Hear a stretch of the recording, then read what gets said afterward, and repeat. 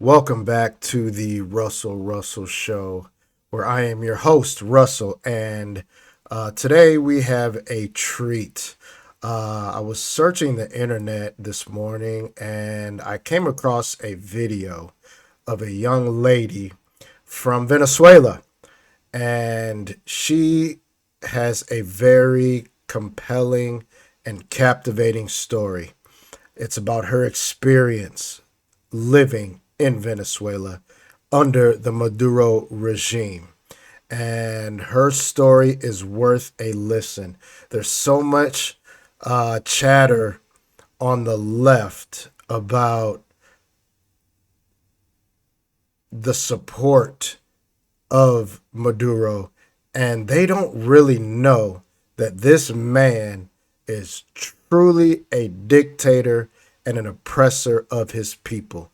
So we're going to get into the video. I hope you enjoy it, and I hope it really speaks to you the same way that it spoke to me. Okay, we are back. I'm about to play the video, but just to give credit where credit is due, this video came from KATV Channel 7. I don't know where they are out of, but they did a great interview. So we're just going to jump right into it and listen to this lady's experience. Again, I know I just asked you this, but I'll kind of ask it on the record now. About how long ago did you leave Venezuela? It was about 2014 when my son was 1 year old. I couldn't stay more because I was in a point where if I didn't have diapers and we couldn't buy them, or anything, and I had to hey, I have milk, do you have diapers? So we started trading things to try to survive, and I just didn't want to put my son through all of that, so I thought that the best thing was trying to leave. Okay. Let's make sure you're still in frame. Perfect. And I know you said that you had some family that still live in Venezuela. I have a lot of family that is still live in Venezuela. I have uncles and aunts and cousins. My brother, my younger brother, he still lives in Venezuela. Now, obviously, I know everybody in the world, and I'm sure your family in particular, have been watching the news of what happened over the weekend in Venezuela. And I know there's been a lot of conversations about, especially with people in this country that maybe aren't a fan of what we did, what the military did in Venezuela, removing Maduro. But from what I understand, there's a lot of Venezuelans that are ecstatic with the way that this. Okay, so we need to set a record and make it clear in here. Of course. And this is the most important thing. 100% of the Americans that are against what happened in Venezuela are not coming from experience, okay? Whatever situation you have ever lived in the United States will never ever compare to the famine, persecution, and destruction that we have endured to 26 years. You are upset that a military operation took place because of oil, supposedly. That's what is being said. But nobody said anything while people starving, eating out of the trash. I had friends that took whatever somebody threw on the trash and tried to eat the leftovers. I had family that died because we tried to take medications from the country that we were at and send it to Venezuela, and it wasn't allowed in. Goodness, sorry. And let me just jump in here real quick. The reason that I'm showing this video is because I watch news on the left, right, and I try to watch as much as I can in the center as well. And unfortunately, on the left, there is a huge outcry, and it is strictly political, about Donald Trump and our authority to go over there, and the Democrats. And I hate to be left and right, but for me, this is about the human being in Venezuela, not the politics. I understand the politics are controversial. I understand that we went in there and took a man in the middle of the night. I understand all of that. But when you hear this lady's story, that hopefully it will at least trigger some sense of compassion to understand that it was worth it. No, don't worry. The flag came on down. It was all right. Yeah, so we were talking about, yes, how Americans have seen this, and we see it as salvation. Honestly, that's the way we see it. We see it as the opportunity to hug our family again.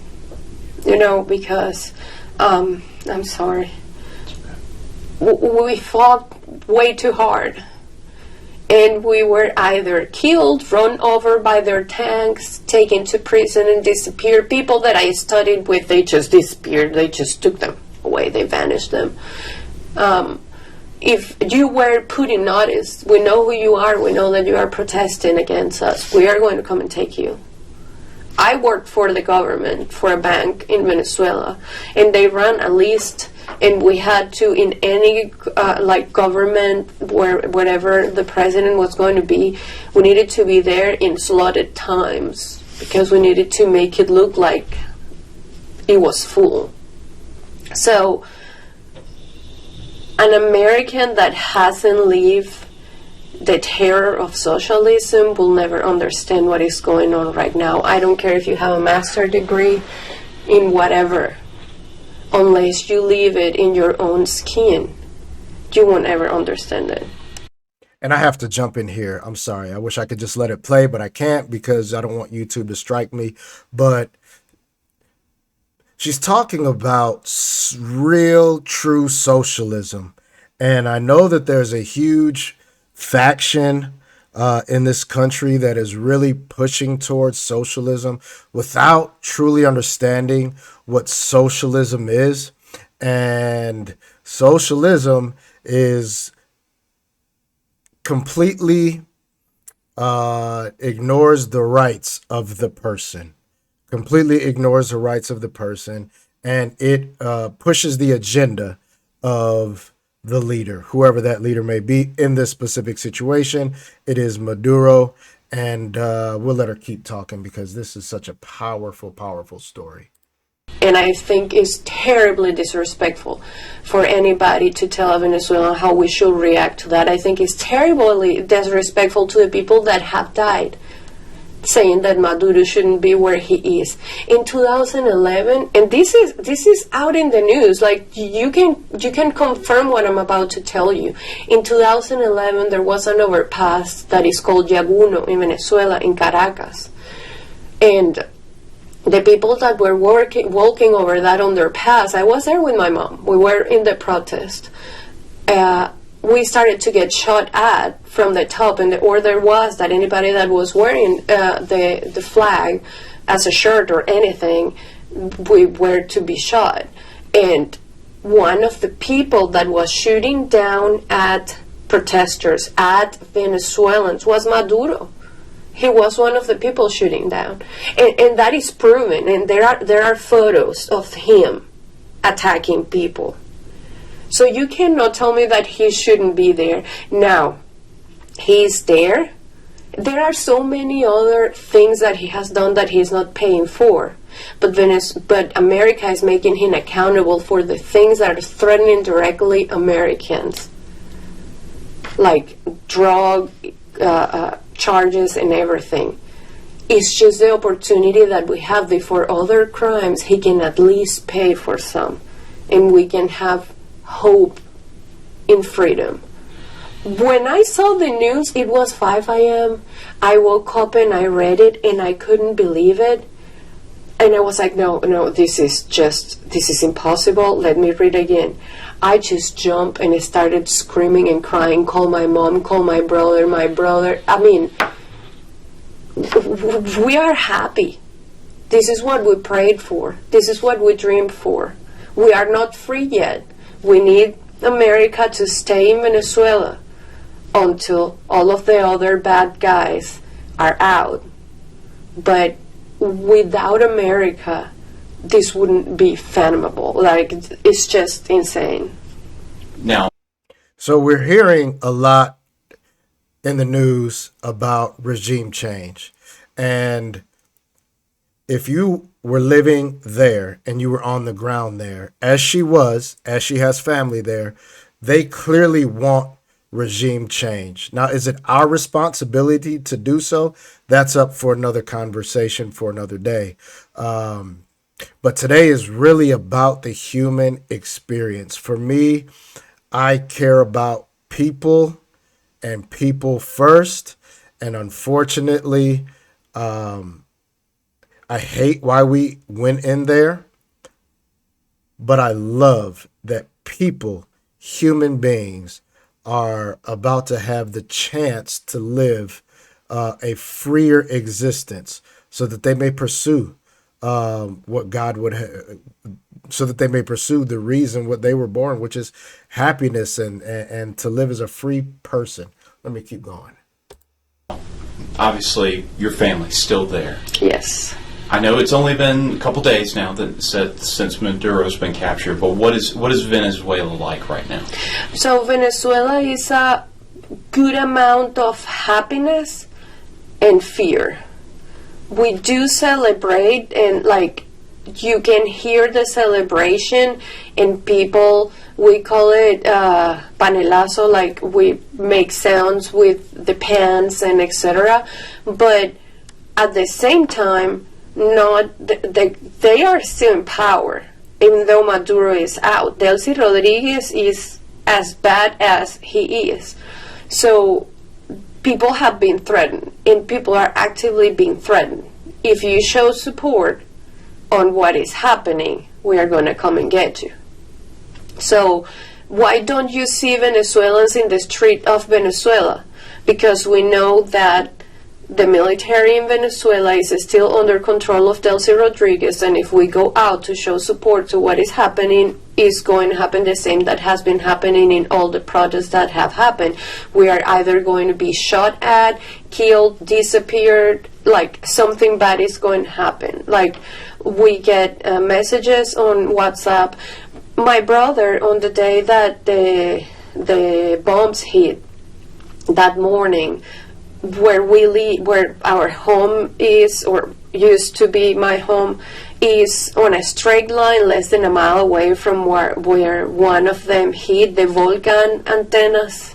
Las antenas del volcán, it was where it hit. He said that he heard it and he saw it and it felt like the world was ending. But the fear is so great of what the government is capable of that when we were talking on the family chat, because he needed to go somewhere else to charge his phone because they lost power and all of that, and when he was coming back, we were advising him, delete all the conversations with us, turn the Wi-Fi, like turn the WhatsApp off, your Instagram, don't share anything. If they stop you on the way back, make sure that you didn't have any of these conversations with you, because that's the first thing they do. They ask you for your phone and they check on your WhatsApp and they see what you have been talking about, and in that then something may or may not happen with you. And for me, this is a very important point, simply because they are, I won't say they, there's a large faction, maybe it's a minority faction of people promoting socialism, and it may be a small section of the Democratic Party, but they are the loudest section of the Democratic Party. And this woman is telling you exactly what life is like in a socialist regime. And do we want that here? Are we going to accept that here? I'm not going to accept that here. And unfortunately, the farther that time goes on, the more left that the Democratic Party is going, which I voted for my entire life until this last election cycle. So elections have consequences. Now, for your family, are you worried for their safety? I am worried for their safety.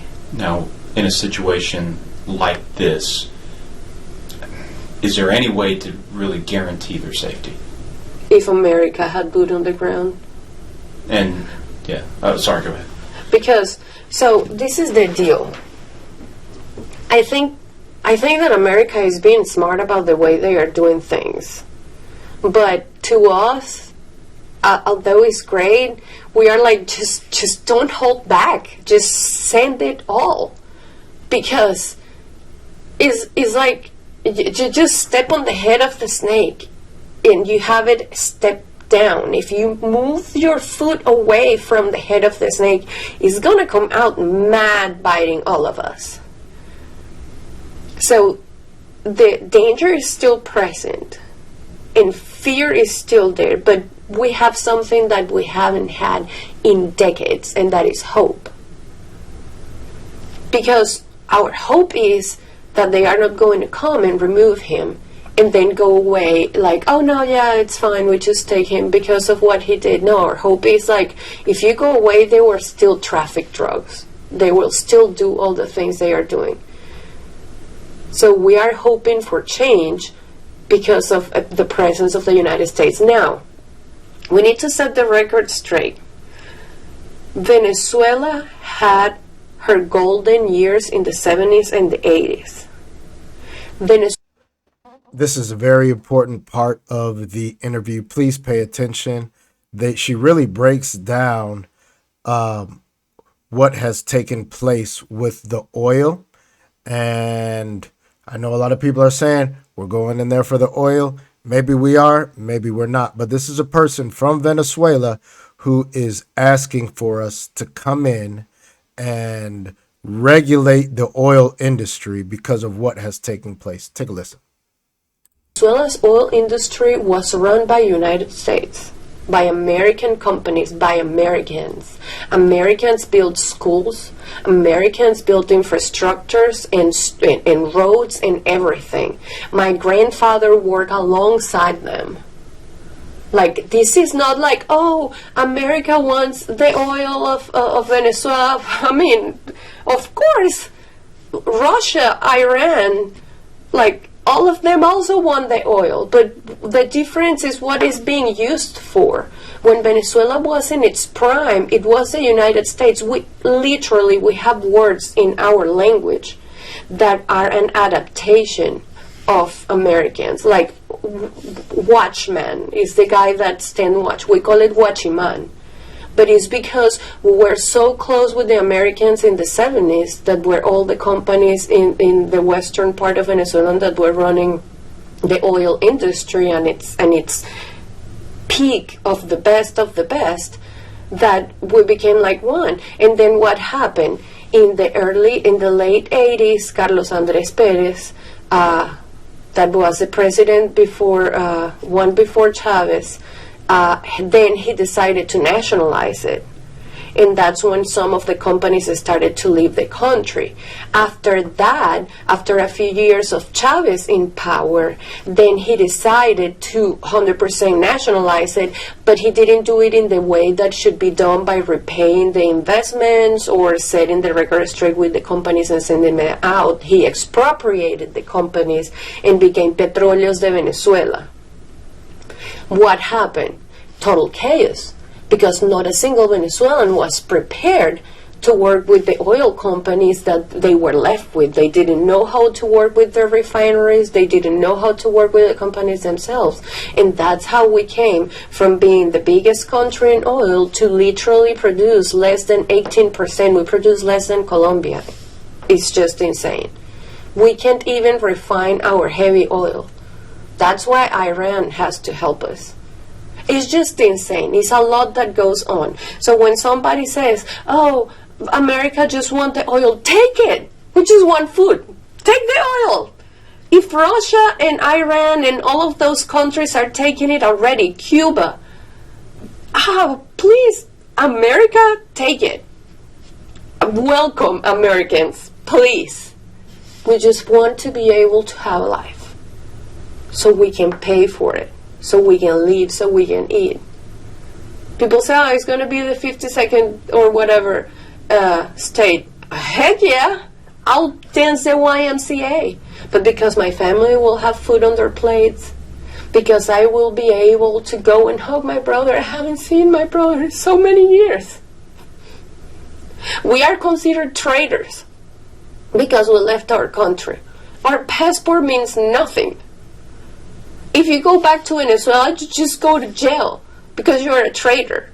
Like, look what the vice president has said, Diosdado. If we get with that passport in Venezuela and we come from places like this, or we have ever said anything against the government, we're just going to be thrown in jail. The real reality is different. The real reality is different. Those Americans, free Maduro, that's not real reality. That's them living in their little fairy tale story. That's it. She said it. A fairy tale story, and it's all about politics. It's all about left versus the right. It's about Trump versus everybody on the left. And unfortunately, human lives are caught right in the middle. And I wish that I could vote or support or stand with those on the left again, because so many of my people are on the left. Unfortunately, my heart is not on the left. My heart is not on the left. And my heart is with this woman and her experience. Did you hear what she's talking about? Cuba, Russia, Iran. She was given a history lesson. It's super important to listen to what she's saying and then do your research for yourself so that you can understand that it's either us or them, and they want us so that we can come in there and build their infrastructure back up and get their country back on the right foot. That are going to have a rude awakening. That's the truth. Check one last thing on here. Just, I always get paranoid with my camera, but very powerful stuff. Very powerful. I think you've answered. I think you've answered everything that I've been going to ask. But is there anything else that you would like to add that maybe you haven't said that would be really important? I talked to my brother this morning that lives in Venezuela, and I asked him those words. I said, I'm having the opportunity to talk to somebody about the situation in Venezuela. If you had the opportunity to talk, what do you want me to say?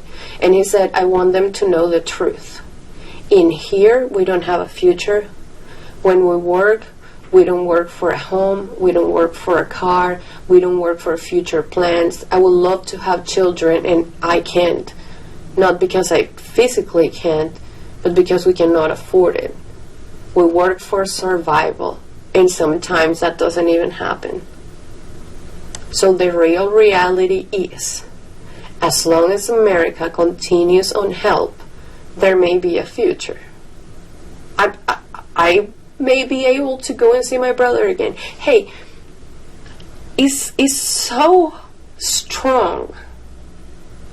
I have constant nightmares that I am ripped away from my husband and I'm sent back at Venezuela, and I'm terrified of what they are going to do with me. And those are nightmares because I love my country, but how can I live in it? How can I survive in it? There is not even the chance for survival. I had to leave my country. I had to cross the border with a 1-year-old to Brazil.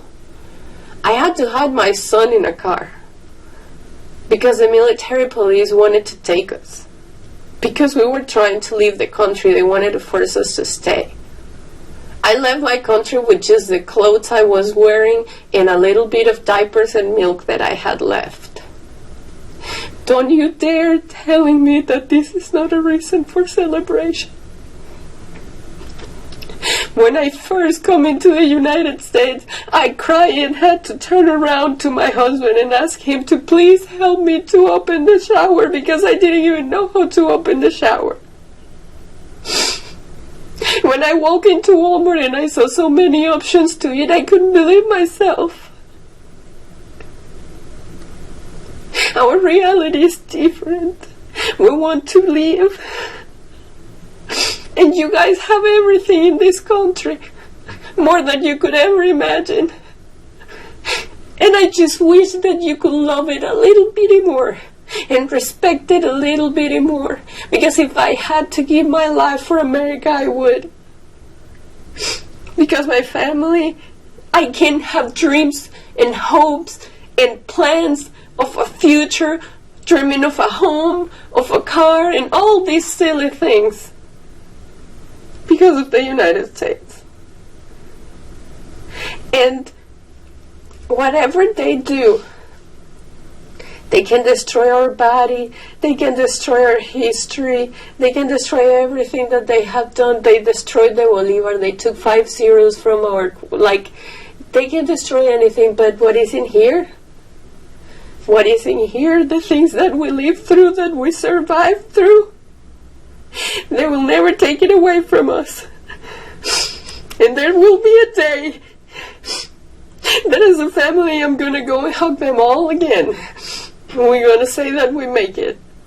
And that's because real men in uniform went and took that man away. And that is the truth. I'm so sorry. No, it's okay. Here, let me,